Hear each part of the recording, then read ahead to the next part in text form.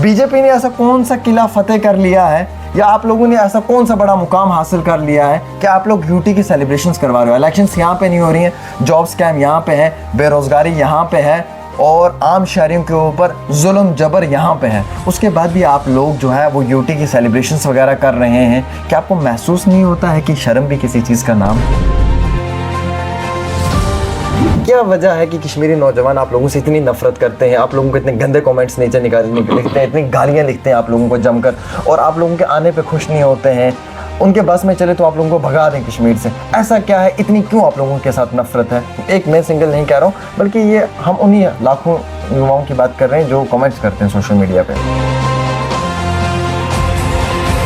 वो इन सबको मालूम है कि अंधभक्त किस पार्टी से, बहुत अच्छे से जानते हैं अंधभक्तों की कौन सी पार्टी है। वैसे सेकुलर वैसे अंधे जर्नलिस्ट की भी कमी नहीं है। एग्जैक्टली अंधे जर्नलिस्ट की भी कमी नहीं है, ये भी एक ही साइड देखते हैं बेचारे, इनकी भी कोई कमी नहीं है, भी एक ही साइड देखते हैं। अंधभक्त जर्नलिस्टों की कोई कमी नहीं है। फिलहाल ट्रिपल तलाक के कारण किसको प्रॉब्लम थी? मुसलमान की बच्चियों को, मुसलमान की बहनों को, इनको तो प्रॉब्लम थी। आज तक कांग्रेस ने क्यों नहीं सोचा इसके बारे में? पाकिस्तान में ट्रिपल तलाक नहीं है, जो इस्लामिक मुल्क है, बांग्लादेश में नहीं, यहाँ पर क्यों कर रखा?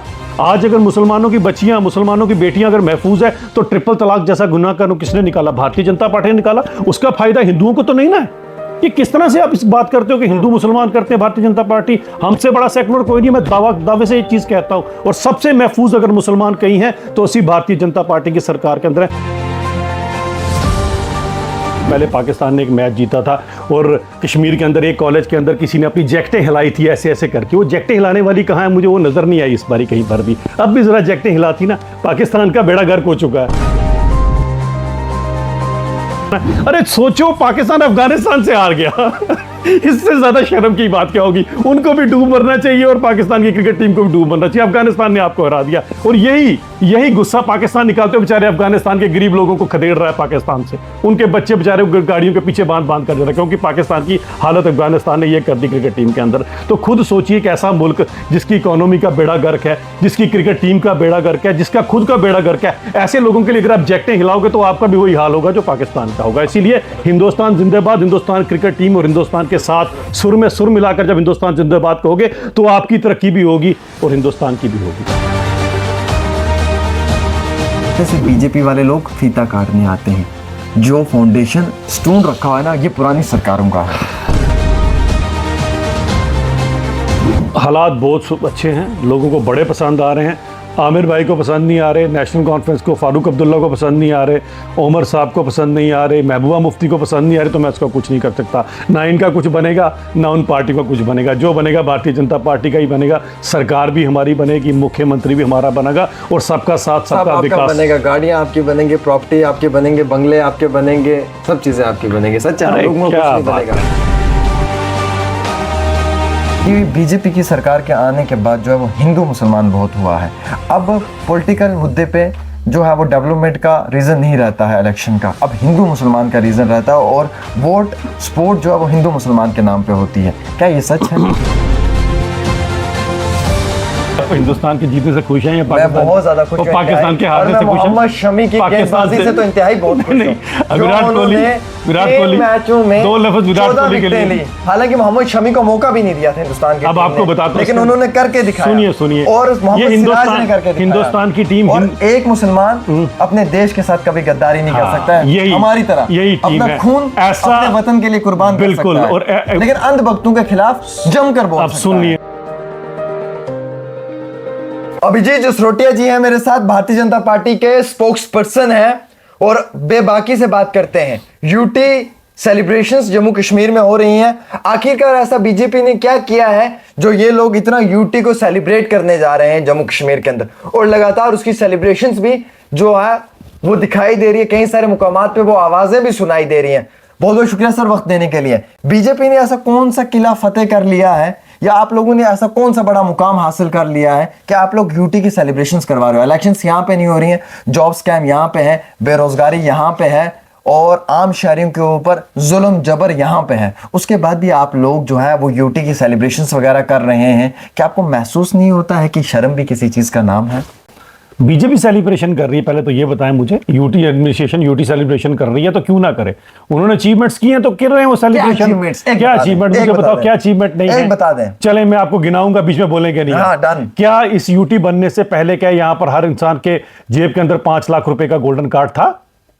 बोलते जाए, मैं एम्स था, आईआईटी था, आईआईएम था, ये कौमी शहरों के ऊपर 8-8 टनलें थी। इससे पहले क्या, इससे पहले G20 के अंदर पूरी दुनिया से सैलानी और पूरी दुनिया से उनके रिप्रेजेंटेटिव आए थे? क्या उससे पहले पहली एफडीआई 550 करोड़ की जो आज तक 60 साल में नहीं, क्या वो आई थी?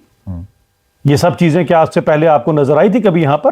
क्या उससे पहले हालात इतने सब यहां पर थे कि यहां पर एक टूरिस्ट आया था कांग्रेस की तरफ से जो आकर कहता था टेररिस्टों ने मुझे देखा, मैंने टेररिस्टों को देखा, आंख मिचौली हुई, उन्होंने मुझे कुछ नहीं कहा, मैंने उनको कुछ नहीं कहा। उसके बाद उस कांग्रेस के टूरिस्ट ने जाकर स्कूटर चलाई, स्नो स्कूटर, और पीछे दीदी को बिठाकर लकड़ी पे काठी और काठी पे घोड़ा गाया था उससे पहले कभी? ऐसी बातें करते हैं, इससे ज्यादा आपको क्या चाहिए? और अच्छा, अब आपने मुझे इतना सब गिना के बता दिया है तो मैं आपको काउंटर करता हूं इस चीज के लिए।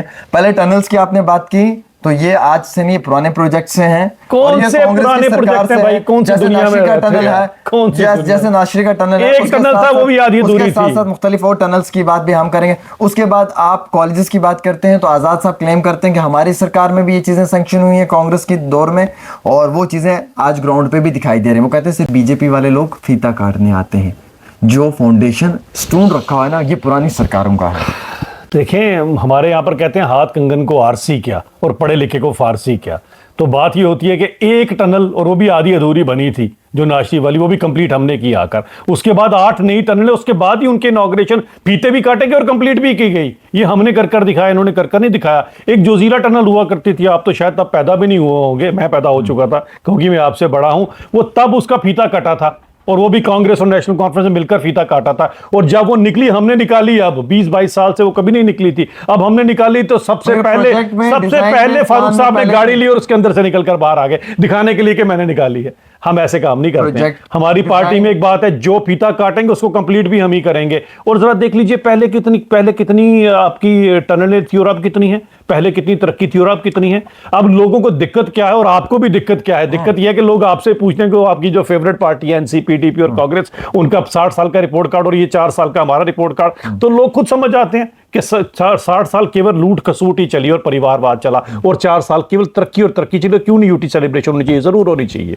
अच्छा, एक सवाल तो ये है कि जैसे आपने कहा कि टूरिज्म में बढ़ावा हुआ, ठीक है, हम मानते हैं इकोनॉमी बूस्ट हो रही है, कश्मीर में टूरिज्म आ रहा है। क्या पहले ऐसे टारगेट किलिंग्स होती थी जैसे अभी हो रही है? जैसे 48 घंटे में 3 लोगों को टारगेट किलिंग का निशाना बनाया गया, जिसमें कि एक हेड कांस्टेबल गुलाम मोहम्मद कादिर, एक यूपी का हमारा लेबर और एक पुलिस इंस्पेक्टर, वो अभी जिंदा है, जिंदगी और मौत की जंग लड़ रहा है। 48 घंटों में 3 बड़े हमले हुए।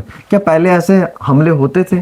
क्या ऐसे टारगेट किलिंग्स होती थी जो अब हो रही हैं आपकी सरकार के अंदर? और अगर हो रही है तो रिस्पॉन्सिबल कौन है? बिल्कुल हम रिस्पॉन्सिबल हैं, मानते हैं इस बात को, हम रिस्पॉन्सिबल हैं। लेकिन अभी कौन सी हो रही है? जो एक आधी हो रही है, बड़ी दुख की बात है। जो एक आधी होती है बड़ी दुखदायक बात है। 2003 24 से ज्यादा कश्मीरी पंडित पॉइंट ब्लैंक पे भून दिए गए, तब कौन था? पीडीपी और कांग्रेस। चपनारी के जो केसेस हुए थे, पूरे के पूरे गांव को भून दिया जाता था। भद्रवाह, डोडा, किश्तवाड़ में पूरे के पूरे गांव भून दिए जाते थे। वो क्या हुआ करता था? पत्थरबाजी, रोज के रोज पत्थरबाजी चला करती थी कश्मीर में, वो क्या हुआ करता था? अब तो पत्थरबाजी तो होती नहीं है। जो एक आधा इंसिडेंस होता है, दुख की बात है, हम समझ सकते हैं, लेकिन पहले से अभी तक 99% चीजें कंट्रोल हो चुकी हैं। 1% है, ये भी कंट्रोल हो जाएंगी बहुत जल्द। पहले तो ये कहा जाता था कि ग्राउंड के ऊपर गाली गलौज होती थी, अब तो संसद में भी होती है। जैसे रमेश भदौड़ी ने बोल दिया कटवा, बड़वा, उग्रवादी, आतंकवादी। अब ये चीजें कितना ज्यादा हो रही हैं। और अपोजिशन की जमात ये कहती है, मेरा ये सवाल नहीं है कि बीजेपी की सरकार के आने के बाद जो है वो हिंदू मुसलमान बहुत हुआ है। अब पॉलिटिकल मुद्दे पे जो है वो डेवलपमेंट का रीजन नहीं रहता है इलेक्शन का, अब हिंदू मुसलमान का रीजन रहता है, और वोट सपोर्ट जो है वो हिंदू मुसलमान के नाम पे होती है। क्या ये सच है? एम्स जो बना है यहाँ पर केवल बोर्ड लगा है, केवल हिंदू जाएंगे। ये जो टनलें बनी है 8 के अंदर, केवल हिंदू निकलेंगे, मुसलमान नहीं निकलेंगे।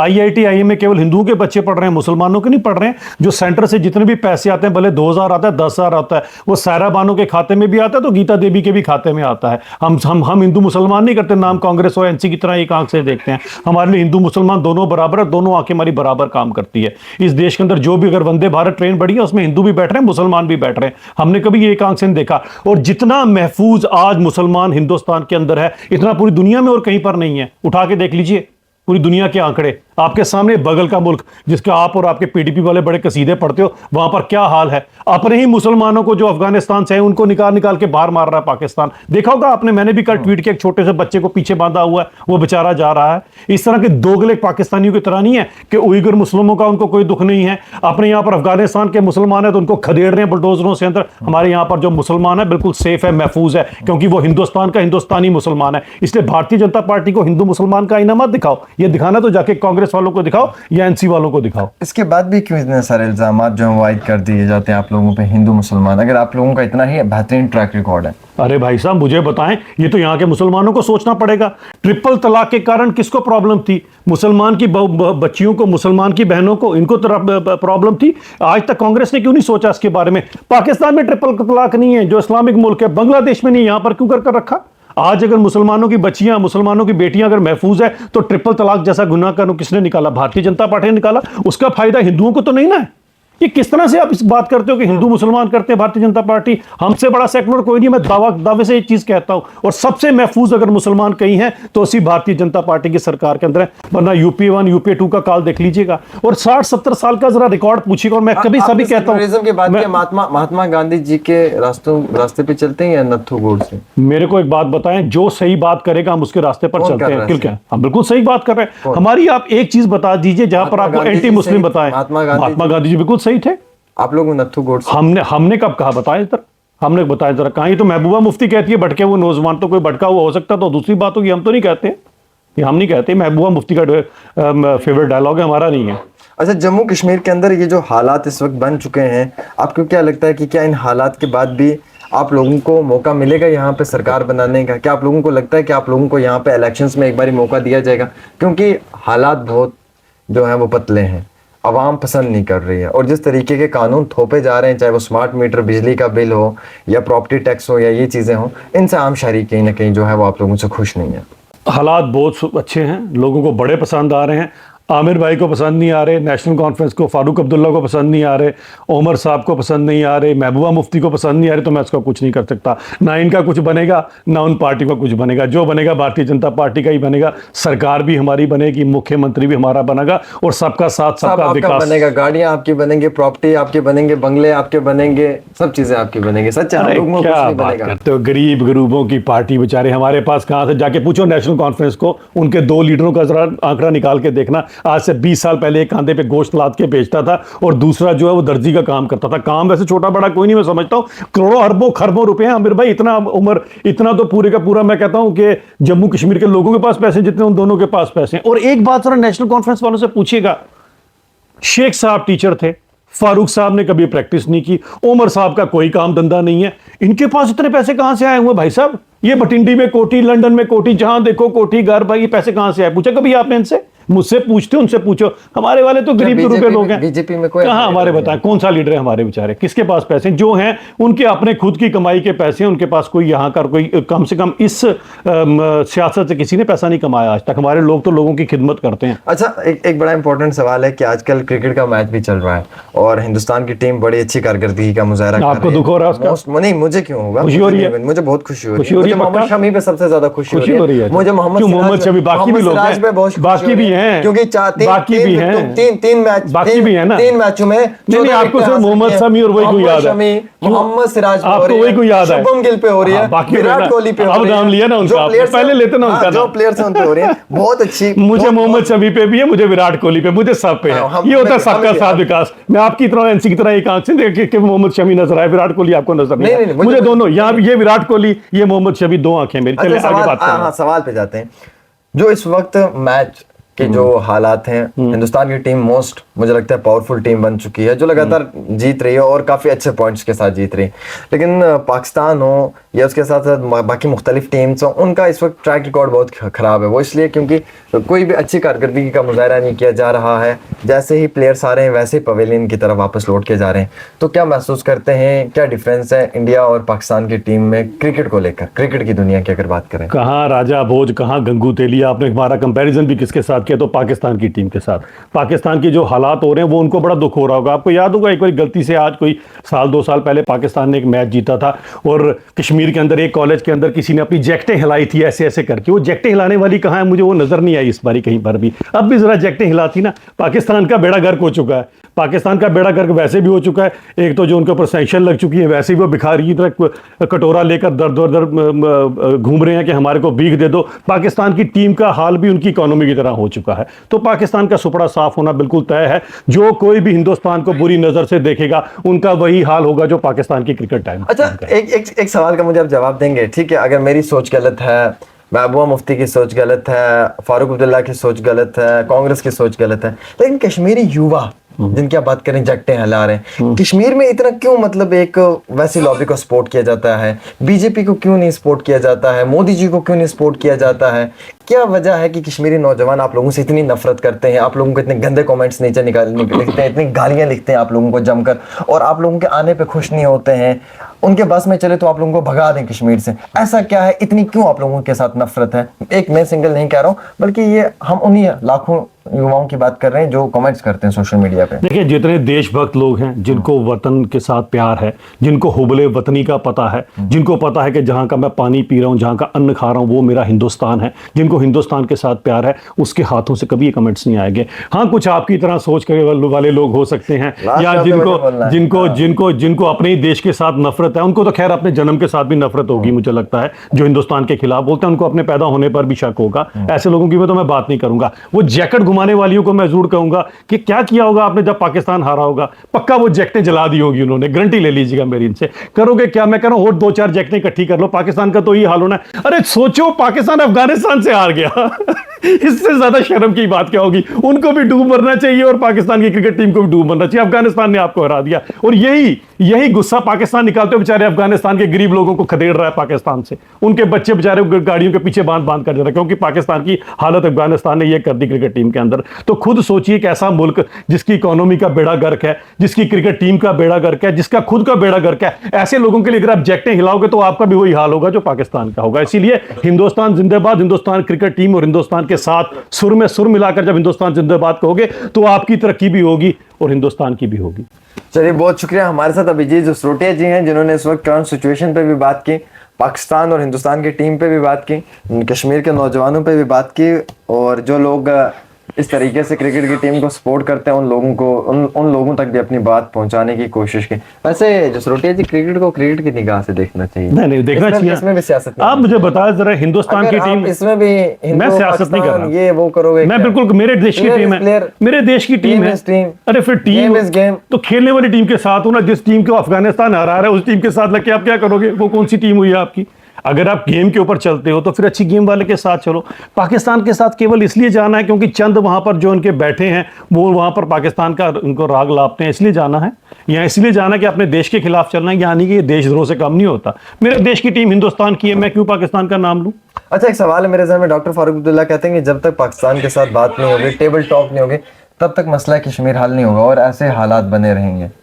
देखिए, terrorism and talks can not go together. सबसे बड़ी बात है कि आप पीछे रखकर छुरी अगर आप कहोगे कि हम आगे से बात करना चाहते हैं और पीछे से आप यहाँ पर टेररिस्ट भेजोगे तो ऐसे कंट्री के साथ बात है। ऐसे कंट्री को सिर्फ एक ही सबक है, वो उड़ी और बालाकोट में हम सिखा चुके हैं। और अगर कहीं गलती से इन्होंने जो वो हिमायत इन्होंने की थी उस समय 26/11 का, जब कांग्रेस का दौर था यूपी का, कहीं गलती से हमारी बार की होती तो अभी तक पाकिस्तान का नक्शे से गायब हो चुका होता पाकिस्तान।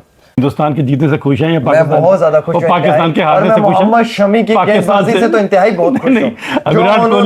विराट कोहली मैचों में 2 लफ्ज विराट कोहली के लिए, हालांकि मोहम्मद शमी को मौका भी नहीं दिया था हिंदुस्तान के। अब आपको बताता हूं, लेकिन उन्होंने करके दिखाया। सुनिए, और मोहम्मद सिराज ने करके दिखाया। हिंदुस्तान की टीम, और एक मुसलमान अपने देश के साथ कभी गद्दारी नहीं कर सकता है, हमारी तरह यही टीम अपना खून अपने वतन के लिए कुर्बान कर सकता है, लेकिन अंधभक्तों के खिलाफ जमकर बोल सकता है। सुनिए ना, ये बात की मोहम्मद शमी की, आप हिंदुस्तान को इस तरह के मुसलमानों की जरूरत है, ना कि उस तरह की जो पाकिस्तान के जीतने पर जैकेटें हिलाते हैं। वैसे मुसलमानों की जरूरत नहीं है यहाँ। हाँ, और वैसे मुसलमानों को मौका भी मिलना चाहिए। चलाइएगा। मिला मोहम्मद शमी को मौका। आप किसने का डिप्रेशन में था? हिंदुस्तान में इतने प्लेयर हैं, हिंदुस्तान में मोहम्मद शमी को टीम से निकाल दिया गया था। हिंदुस्तान के अंदर आज ही मोहम्मद अजहरुद्दीन ने भी हिंदुस्तान की टीम को प्रेसिडेंट, हिंदुस्तान की टीम की कैप्टनशिप की है। तो आप हिंदू मुसलमान में आप बांट रहे हो, मैं नहीं बांट रहा हूँ। अजहरुद्दीन जो थे ना वो यहाँ यहाँ पर कैप्टन रहे हुए हिंदुस्तान की टीम के, ठीक है ना। पाकिस्तान की किस टीम ने किसी हिंदू को कैप्टन बनाया अपना, बताएं। वहां पर भी तो हिंदू हैं, वहां पर भी तो हिंदू, उन्होंने क्यों नहीं बनाया?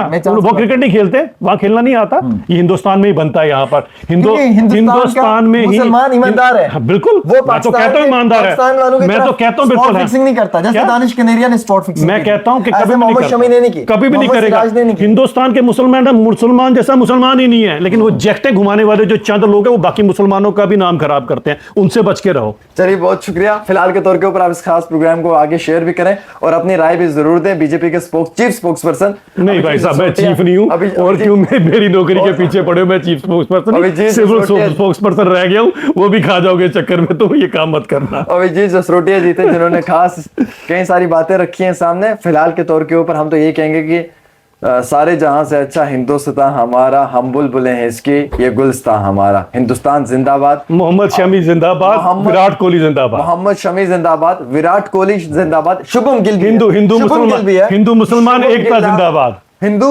मुसलमान एकता जिंदाबाद। और अंधभक्त जो अंधभक्ति दिखाते हैं अपनी, उनको थोड़ा साइड में रखना, वो मुर्दाबाद। और जैकेट घुमाने वाले भी मुर्दाबाद, जैकेट घुमाने वाले मुर्दाबाद। वो इन सबको मालूम है कि अंधभक्त किस पार्टी से, बहुत अच्छे से जानते हैं अंधभक्तों की कौन सी पार्टी है। वैसे सेकुलर वैसे अंधे जर्नलिस्ट की भी कमी नहीं है। एग्जैक्टली, अंधे जर्नलिस्ट की भी कमी नहीं है, ये भी एक ही साइड देखते हैं बेचारे। अंधभक्त इनकी भी कोई कमी नहीं है, भी एक ही साइड देखते हैं। अंधभक्तों की इसी तरीके से अंधभक्त जर्नलिस्टों की कोई कमी नहीं है। फिलहाल के तौर के ऊपर आप प्रोग्राम को इजाजत दें, देखते रहे खास रिपोर्ट आमिर सुहेल के साथ।